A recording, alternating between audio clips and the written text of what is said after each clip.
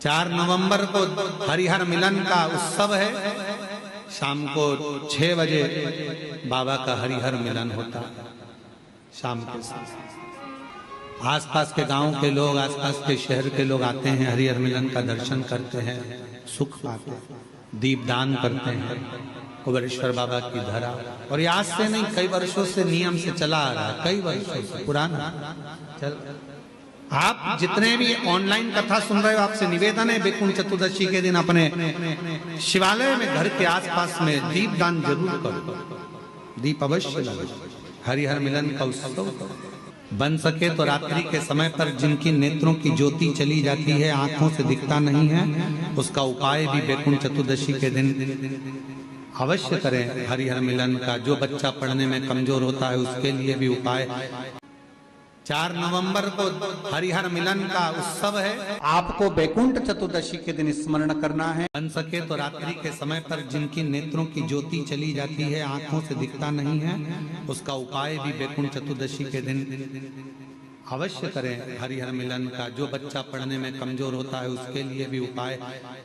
केवल एक दिन वैकुंठ चतुर्दशी का ऐसा होता है जिस दिन शालिग्राम भगवान को रात्रि के समय पर, हरिहर मिलन के समय पर भगवान शिव जी को तुलसा चढ़ती है और भगवान शालिग्राम भगवान को बेलपत्र चढ़ती है, और वो तुलसा और बेलपत्र को शहद की शीशी में भर कर रखा जाता है।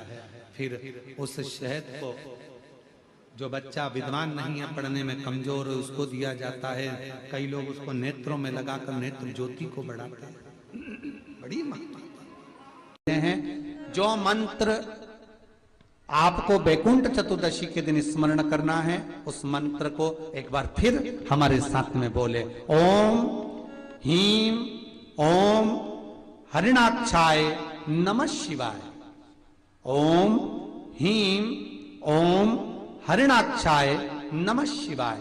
इस मंत्र का स्मरण जीवन का सुख देगा। जिनको ज्यादा रोग हो, बीमारी हो, तकलीफ हो, कोई व्यक्ति वेंटिलेटर पर पड़ा हुआ है, ऑक्सीजन लग रही है, उसके लिए भी 1 लोटा पानी, उसमें दूध मिलाकर 5 बेलपत्र रखकर आप वैकुंठ चतुर्दशी के दिन उसके नाम का पानी आप हरि और हर को समर्पित कर सकते हैं। अगर मंदिर बंद मिले तो पीपल के पेड़ के नीचे आप चढ़ा सकते हैं। उससे 3 या 4 दिन में आराम लगना प्रारंभ हो जाएगा। पर मंत्र का स्मरण यही करें, ओम हीम ओम हरिणाक्षाय नमः शिवाय। इस मंत्र को जपें जो स्कंद पुराण का मूल मंत्र कहा गया है, उसका स्मरण करेंगे रोग बीमारी आदि को मिटाने के लिए। वैकुंठ चतुर्दशी के दिन भगवान नारायण भगवान शंकर से मिलने के लिए काशी गए थे। काशी कैसे पधारे? तो भगवान विष्णु बोले काशी आने का कारण केवल इतना है कि वैकुंठ में मन नहीं लग रहा था, तो सोचा मेरे भोलेनाथ जी से। नारद बोले मिलने भी ऐसे से आए जो कभी गिने चुने दिन तो आंख खोले। शंकर भगवान नेत्र खोलते ही नहीं है, वो तो नेत्र बंद करके बैठे थे। आप मिलने भी आए तो उनसे मिलने आए जो कभी नेत्र ही नहीं खोलते। जगत जननी जगदम्बा कह कहकर परेशान हो जाती, तब भी तो नेत्र ना खोलते, और आप उनसे मिलने के लिए आए, वो भी काशी में। वो भगवान विष्णु बोले देखो, पहुंच गए भगवान विष्णु मणिकर्णिका घाट। आज भी मणिकर्णिका के घाट पर भगवान नारायण का मंदिर है।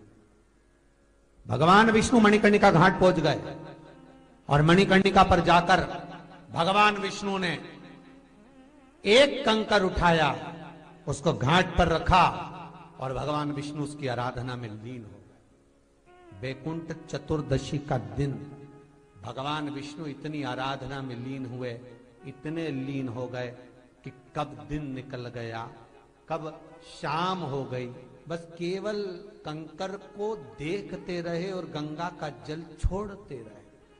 सुबह कब गई, शाम कब गई, मालूम नहीं पड़ा। मध्य रात्रि आ गई, तब भगवान विष्णु को लगा पूजन तो कर रहा हूं, स्मरण कर रहा हूं, पर दीप नहीं लगाए। तब भगवान नारायण ने लक्ष्मी से कहा तुम दीप लेकर। लक्ष्मी थाल लगाकर 14 दीप लगाकर शिव के सम्मुख लेकर आई। इसलिए आज भी वैकुंठ चतुर्दशी के दिन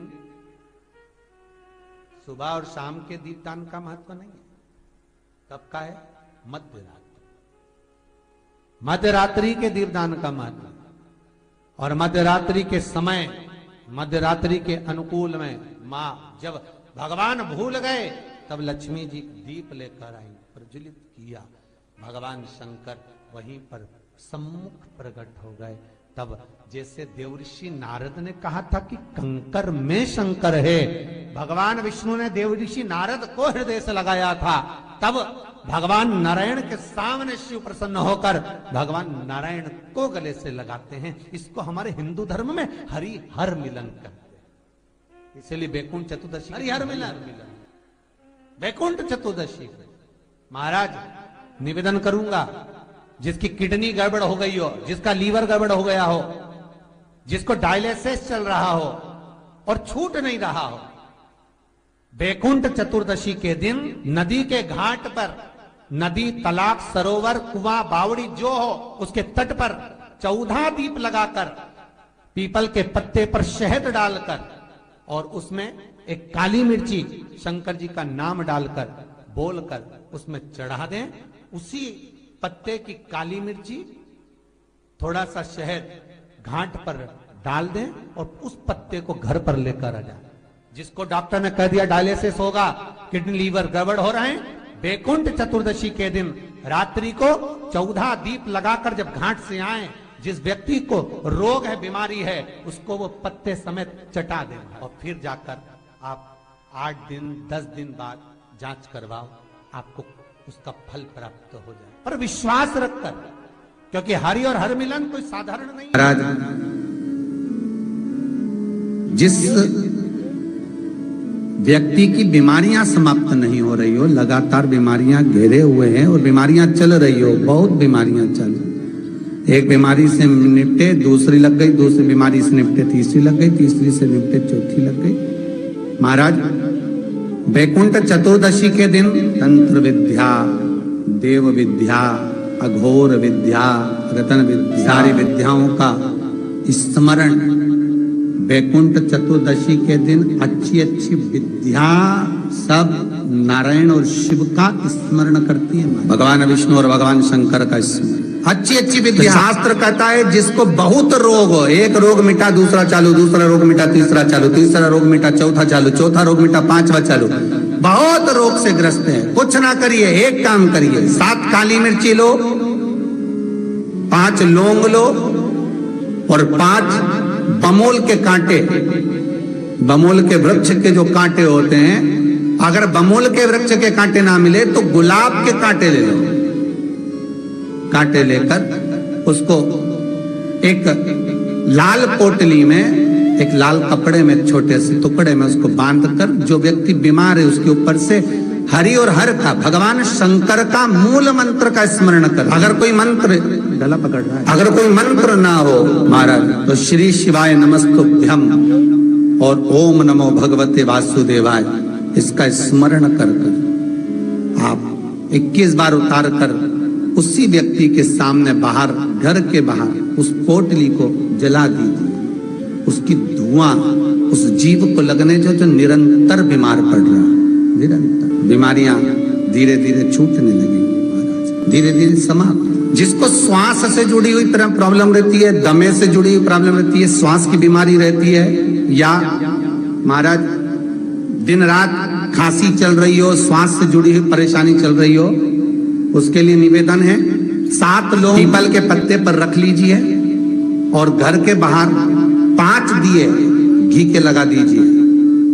जिस व्यक्ति को श्वास ज्यादा चलती हो, खांसी ज्यादा चल रही हो, दमा भरा रहा हो, उसके लिए बैकुंठ चतुर्दशी का ये उपाय अवश्य करें। 5 लौंग या 7 लौंग या 11 लौंग या 21 लौंग, जितनी आप निरंतर एक एक लौंग कर खाना, जितने दिन आप खा, पीपल के पत्ते पर रख दें। और बैकुंठ चतुर्दशी का जो मूल मंत्र है, उस मंत्र को आप लिख लीजिए, उस मंत्र का स्मरण करिएगा। ओम हीम हा, उस पे ई की मात्रा, अम की बिंदी, हीम। ओम हरिणाक्षाय, हरिणाक्षाय नमः शिवाय। एक बार सब हमारे साथ में बोलें, ओम हीम ओम हरिणाक्षाय नमः शिवाय।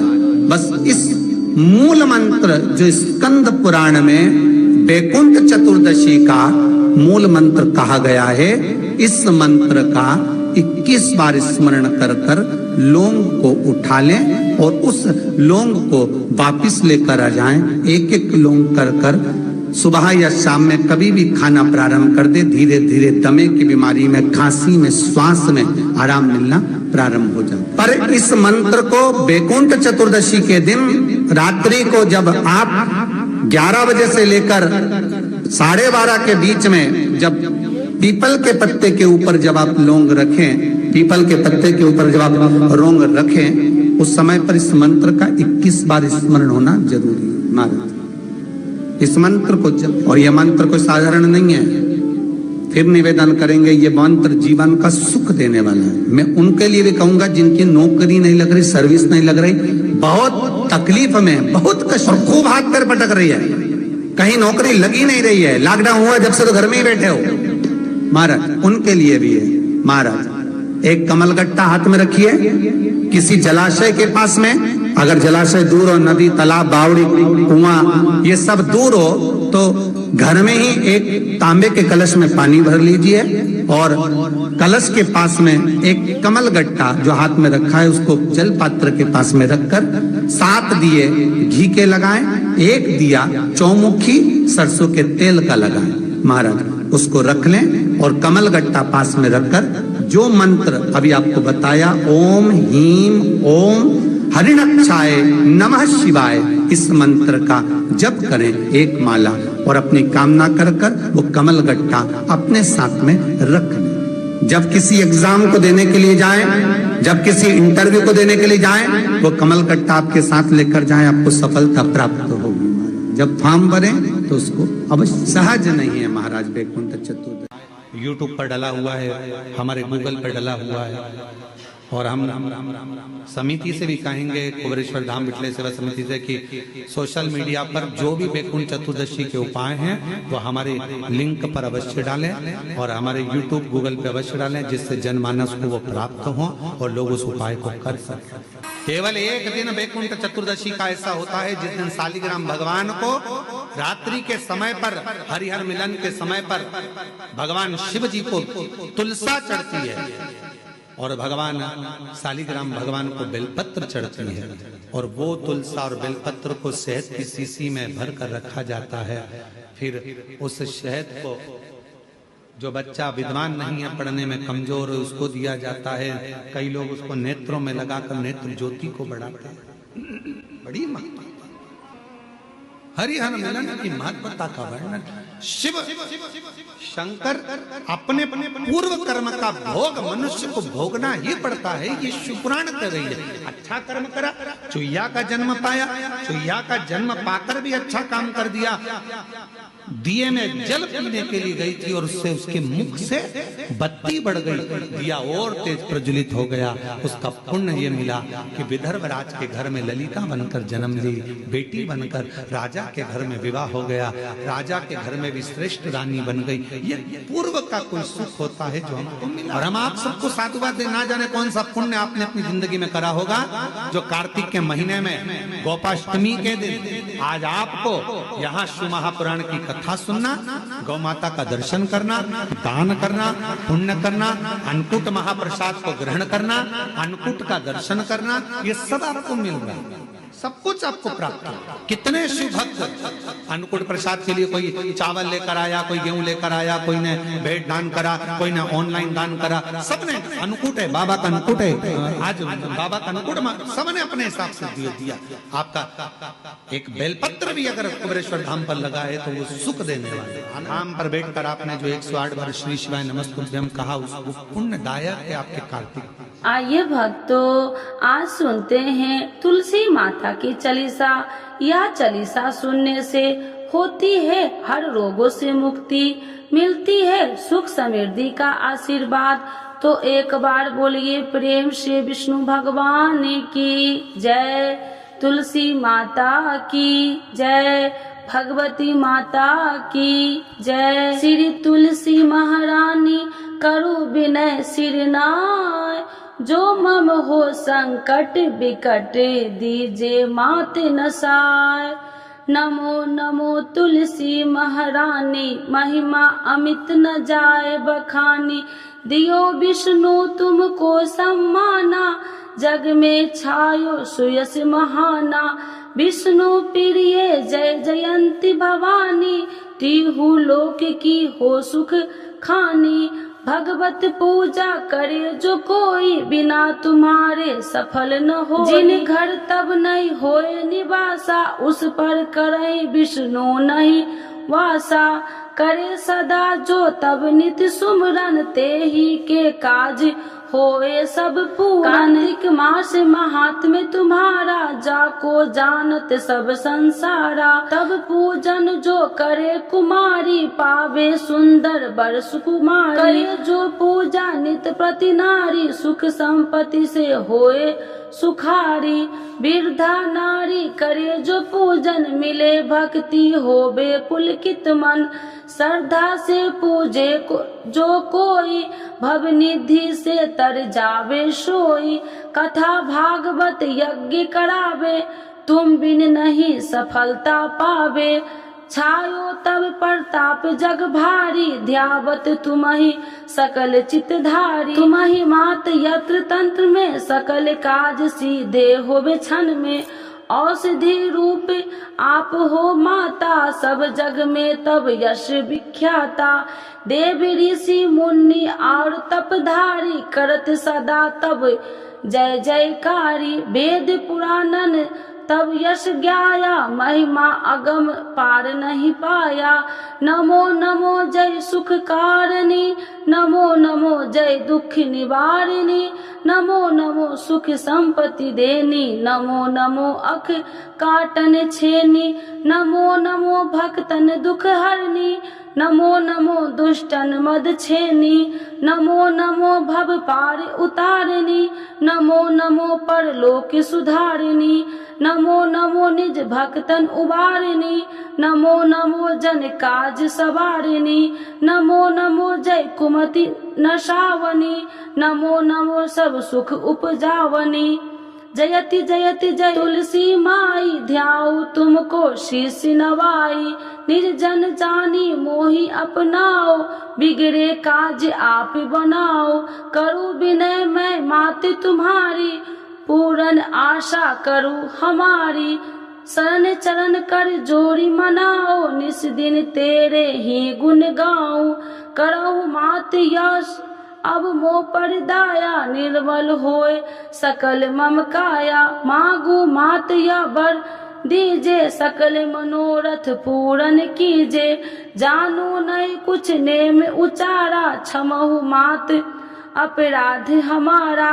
12 मास करे जो पूजा ताशम जग में और न दूजा। प्रथम ही गंगा जल मंगवावे फिर सुंदर स्नान करावे। चंदन अक्षत पुष्प चढ़ावे धूप दीप नैवेद्य लगावे। करे आचमन गंगा जल से ध्यान करे हृदय निर्मल से। पाठ करे फिर 40 की स्तुति करे माते तुलसी की। यह विधि पूजा करे हमेशा ताके तन नहीं रहे कलेशा। करे मास कार्तिक का साधन शोभे नित्य पवित्र सिद्ध हो जाई। है यह कथा महासुखदाई पढ़े सुने सो भव तर जाई। यह श्री तुलसी चालीसा पाठ करे जो कोई। गोविंद सो फल पावही जो मन इच्छा होई। तो एक बार बोलिए प्रेम से विष्णु भगवान की जय। तुलसी माता की जय। भगवती माता की जय। सर्व देवी देवताओं की जय।